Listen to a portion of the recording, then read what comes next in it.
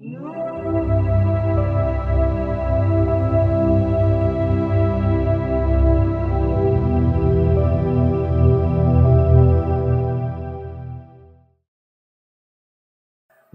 দর্শক বন্ধু, আমি দেবদূত শাস্ত্রী।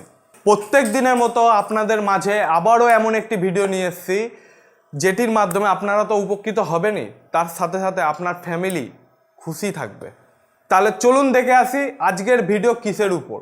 ঠিক আছে, প্রথমত কিছু জিনিস জানিয়ে দিচ্ছি। আমাকে কমেন্টের মাধ্যমে অনেক কেউ বলার চেষ্টা করেছে অথবা ফোনের মাধ্যমে বলে যে দাদা ভাই বা গুরুদেব, আমার বউ বাড়ির থেকে চলে গেছে, আমার বর বাড়ির থেকে বাড়ি ছেড়ে চলে গেছে, অন্য মেয়ের সাথে রয়েছে, অন্য পরপুরুষের সাথে থাকে, এরকম বলেছে।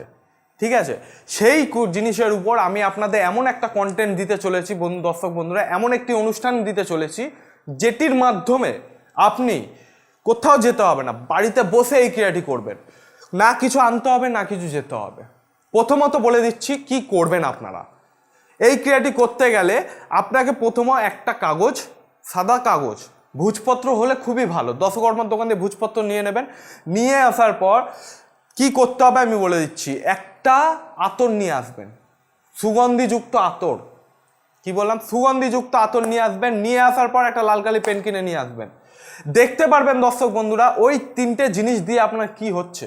এটাই করতে গেলে প্রথমত বলে দিই, মঙ্গলবার নয়তো শনিবার, এই দুদিনের মধ্যে একদিন করতে হবে। অমাবস্যা হলে খুবই ভালো, আর পূর্ণিমা হলে তো আরও ভালো। এই কটা দিনের মধ্যে আপনি যে কোনো দিন করতে পারেন। করতে গেলে আপনাকে কি করতে হবে? প্রথমত সন্ধ্যেবেলায় নয়তো রাত্রিবেলায় সূর্য ডুবে যাওয়ার পর, সূর্য ওঠাকালীন এই জিনিসটা করতে পারবেন না। তন্ত্রমন্ত্র ক্রিয়া সূর্য ওঠাকালীন চলে না। সূর্য ডুবে যাবে, অন্ধকারের মধ্যে তন্ত্রমন্ত্র ক্রিয়া করা হয়। তন্ত্রমন্ত্র ক্রিয়া, কালো জাদু, এইসব অন্ধকার ছাড়া হয় না। সকালবেলায় দেবীর পুজো হয়, আরাধনা হয়, ভোগ হয়, সব হয়। রাতের বেলা শুরু হয় তন্ত্রক্রিয়া। প্রথমত এইটা কোনো তন্ত্রক্রিয়ার মধ্যে না, এটা সামান্য একটা ঘরেলু টোটকা যেটার মাধ্যমে অনেক মানুষ উপকৃত হয়েছেন। আমি দিয়েছি, অনেক মানুষকে দিয়েছি, অনেক মানুষ উপকৃত হয়েছেন, অনেক মানুষ উপকৃত হতে চলেছেন। আপনি এই ভিডিওর মাধ্যমে বুঝতে পারবেন যে আপনাদের মাঝে আমি কি দিতে চলেছি।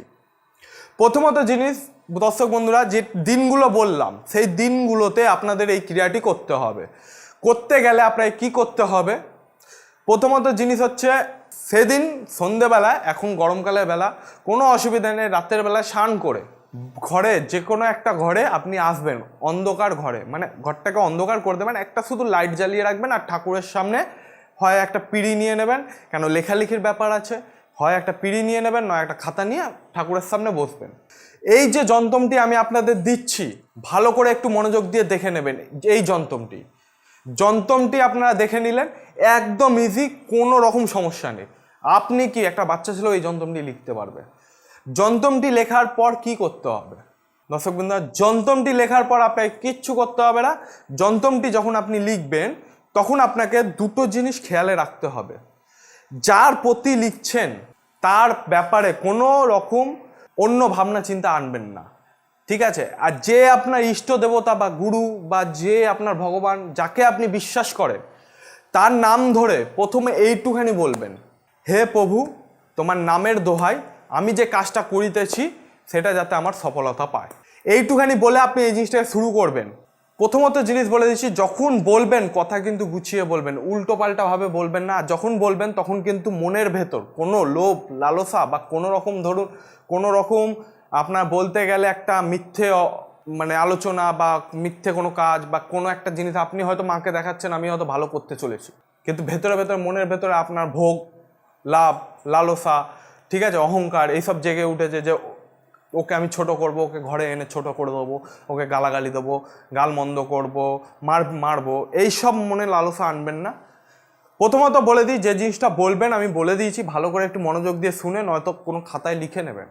এইটা বলবেন, আর যতক্ষণ আপনি এই যে যন্ত্রটি আপনাদের দেওয়া হয়েছে, যতক্ষণ যন্ত্রটি আপনি লিখবেন ততক্ষণ একটা জিনিস বলতে হবে, সেটা আমি বলে দিচ্ছি। যে আপনার থেকে দূরে চলে গেছে, ঠিক আছে, সে একদম 100% ফিরে আসবে। ঠিক আছে? যন্ত্রটি দুটো বানাবেন, দুটো যন্ত্র বানাবেন। ঠিক আছে? প্রথমত জিনিস বলে দিচ্ছি, যন্ত্রটি দুটো বানাবার মধ্যে কারণ কি। প্রথম যন্ত্রটি যখন বানাবেন তখন আপনি এই কথাটা বলবেন, হে প্রভু, আপনার নামের দোহাই, সে যাতে আমার কাছে ফিরে আসে, আমি তার অপেক্ষায় রয়েছি। না কোনো মন্ত্র, না কোনো তন্ত্র, সামান্য এইটুখানি কথা বলবেন আর লিখবেন।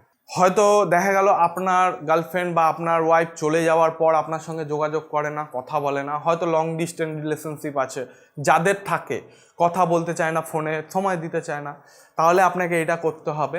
আপনাকে সেই জায়গাটায় বাক্যটা একটু অন্যরকম করতে হবে। বাক্যটা কি বলে দিচ্ছি, হে প্রভু, যার নাম করে করবেন, অমুকের মায়ের নাম, ঠিক আছে, দুটো দেবেন, তার বাড়ি দেবেন, নয়তো বাড়ি না দিলেও অসুবিধা নেই, অথবা থানা, পোস্ট, যা গ্রাম, এগুলো দিলেও অসুবিধা নেই, না দিলেও অসুবিধা নেই, ঠিক আছে। সে সদাই যাতে আমার প্রেমে আত্মহারা হয়ে আমার সঙ্গে যোগাযোগ করতে বাধ্য হয়, সেই জন্য আমি তার নামের উপর এই ক্রিয়াটি করতে চলিতেছি, ঠিক আছে। সেই কাগজটির উপর, ভূজপত্রের উপর যখন এটা লেখা হবে, যখন লিখবেন বা যখন করবেন, তখন মনের দিক দিয়ে কিন্তু ভালোবাসাটা রাখবেন। করবার পর কি করতে হবে, যে আতরটা কিনে আনতে বলছি, আতরটাকে ওর মধ্যে একটু আতর দিয়ে সেটাকে মুড়িয়ে 4 ফোল্ড করে একটা বালিশের নিচে রাখবেন। ও যে বালিশটায় ঘুমায় বা ওর ধরুন আপনি যে বালিশে ঘুমাচ্ছেন সেই বালিশের নিচে রাখবেন, ঠিক আছে। আর একটা প্লাস্টিকের মধ্যে ভালো করে জড়িয়ে সুতো দিয়ে, লাল সুতো দিয়ে বেঁধে একটা ফল গাছে, যে কোনো ফল গাছ, আম গাছ, জাম গাছ, লিচু গাছ, কাঁঠাল গাছ, যে গাছে ফল হয় সেই গাছের ডালে ঝুলিয়ে দেবেন। এমনভাবে জ্বলাবেন যে হাওয়ায় সেটি নড়তে থাকে, কোনো জায়গায় কোনো ডালে আটক না হয়। এই যন্ত্রটি দুটো বানাবেন, বানিয়ে এই ক্রিয়াটি করে দেখুন। 24 ঘন্টা থেকে 72 ঘন্টার মধ্যে যে চলে গেছে সে বাড়ি আসার জন্য তড়পাবে, আর যাকে আপনি কাছে নিতে যাচ্ছেন সে আপনার জন্য, মানে আপনাকে ফোন করে আপনার সঙ্গে যোগাযোগ করবে।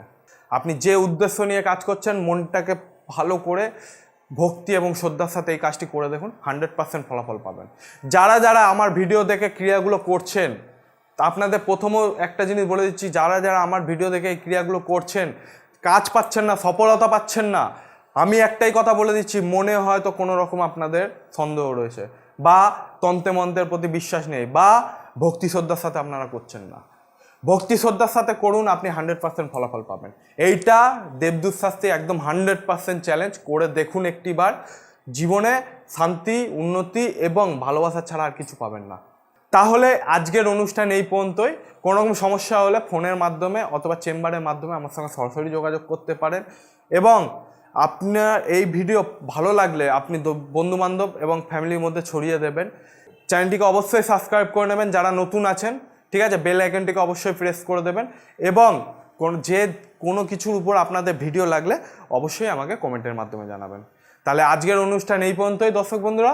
জয় শ্রী মহাকাল।